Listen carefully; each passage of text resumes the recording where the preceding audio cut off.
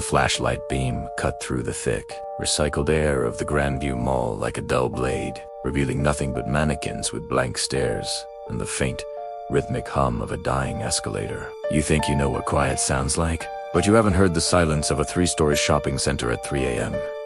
It's not empty. It's heavy. It's like the building itself is holding its breath, waiting for you to look away. I took the job because it paid $22 an hour, and all I had to do was walk circles and make sure no local kids broke in to spray paint the food court. Easy money, right? That's what I told myself for the first 3 shifts.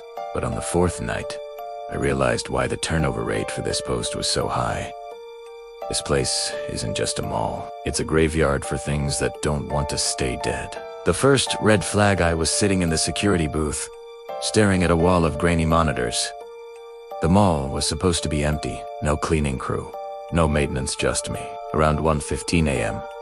Monitor for flick. That camera covers the north wing, right outside the department store that went bankrupt last year. In the corner of the frame, a balloon was floating. A bright, cherry red mylar balloon. It wasn't just drifting. It was moving against the draft of the HVC system, bobbing purposefully toward the center of the atrium. Kids, I muttered, grabbing my radio. I figured some teenager had managed to slip past the loading dock. I headed toward the north wing, my boots echoing against the polished marble. Each step sounded like a gunshot in that cavernous space. When I got there, the balloon was gone. But the air, it was freezing. Not the AC's on cold, but I can see my breath in the middle of July cold. I scanned the area with my mag light. The beam hit the window of a boutique, and I nearly jumped out of my skin. A mannequin was standing in the middle of the hallway. Now, look, I know what you're thinking. Mannequins are creepy, but they don't move.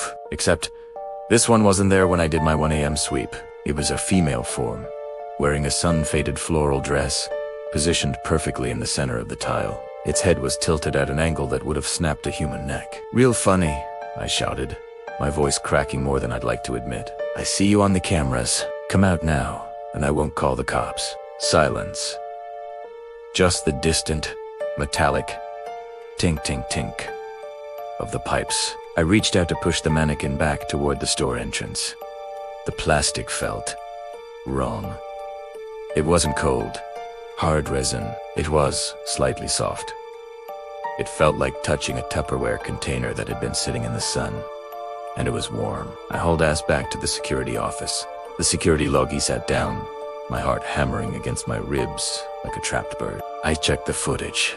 I rewound the tape to the moment I left the booth. I watched myself walk into the north wing on the screen. In the video, as I'm standing there looking around, the mannequin is clearly visible in the background, but it wasn't standing still.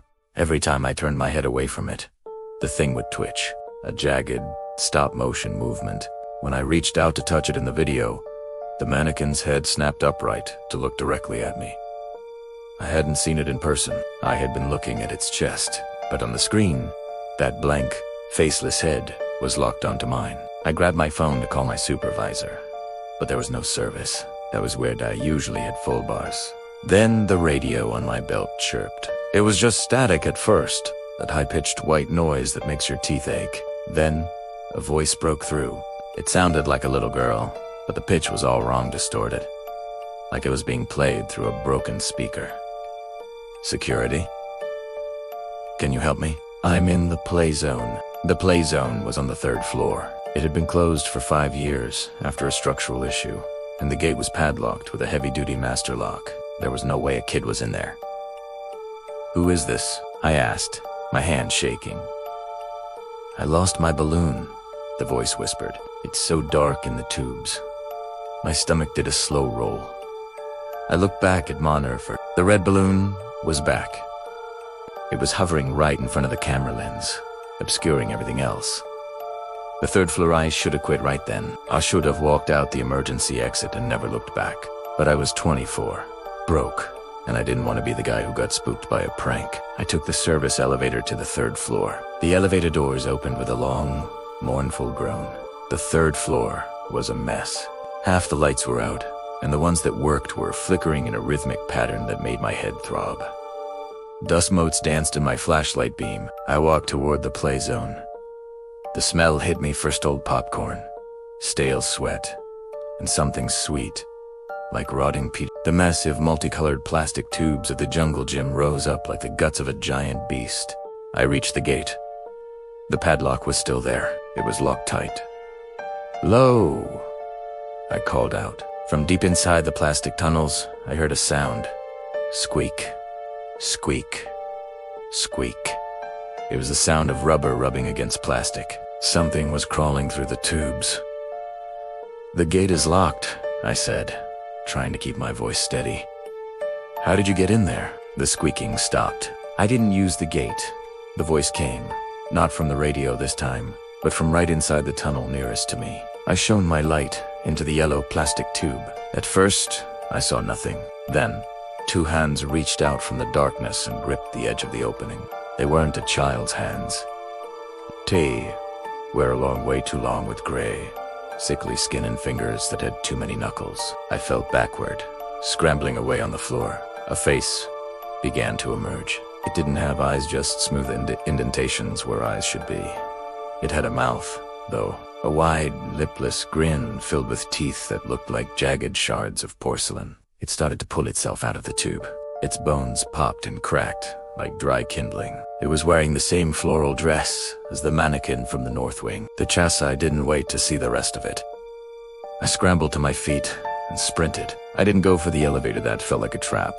I headed for the emergency stairs. My breath was coming in ragged gasps, and the sound of my own pulse was a drumbeat in my ears. Clang, I looked over the railing as I hit the second floor landing. The mannequins from the shop's Dorsons of Tem were out in the hallway. They weren't walking, they were just appearing further along every time I blinked. I burst through the door onto the second floor, thinking I could get to the main entrance faster. The mall felt different now.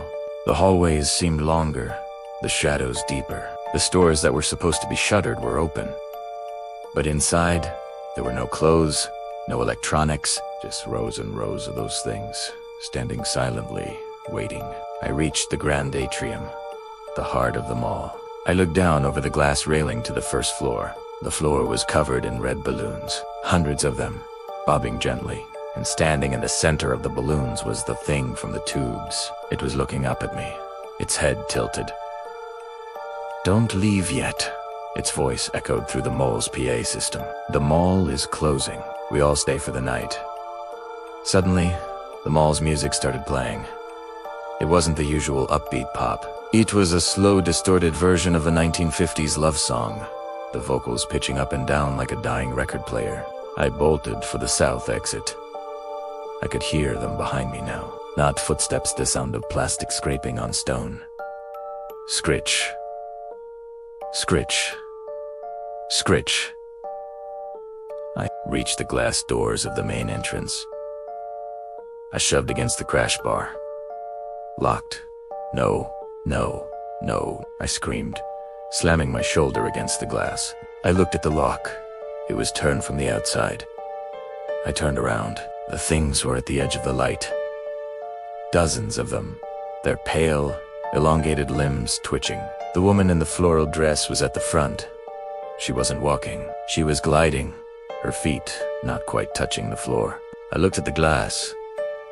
It was reinforced, but I had my maglite. I swung it with everything I had. The first hit did nothing. The second hit created a spider web of cracks. The floral dress thing was 10 feet away. I could smell the rotting peaches again. It reached out a long, spindly hand, its fingers twitching in anticipation. "Almost there," I hissed, swinging a third time. The glass shattered. I didn't care about the shards cutting my arms. I dived through the hole, landing hard on the concrete sidewalk outside. I didn't stop. I ran to my car, fumbled the keys, and peeled out of that parking lot so fast I left rubber on the pavement. I didn't look in the rearview mirror until I was 3 miles away under a bright street lamp. The aftermath, I never went back for my paycheck. I didn't even call to quit. I just blocked the supervisor's number. A week later, I was scrolling through the local news and saw a small blurb. The Grandview Mall was being fast-tracked for demolition due to unforeseen structural instabilities. But that wasn't what made me pack my bags and move to states away. It was the photo accompanying the article. It was a shot of the mall's exterior, taken by a drone, in one of the top-floor windows. If you zoom in just enough, You can see it. A single, cherried mylar balloon, and right next to it, pressed against the glass, is a long, gray hand with too many knuckles, waving goodbye. I still don't go into malls. I don't like the way the mannequins look at you when you turn your back. I don't like the way the air feels when the sun starts to set, because I know that somewhere, in the dark corners of those big, empty buildings, the things that shouldn't be alive are just waiting for the lights to go out. Subscribe to The Silent Fear for more horror stories.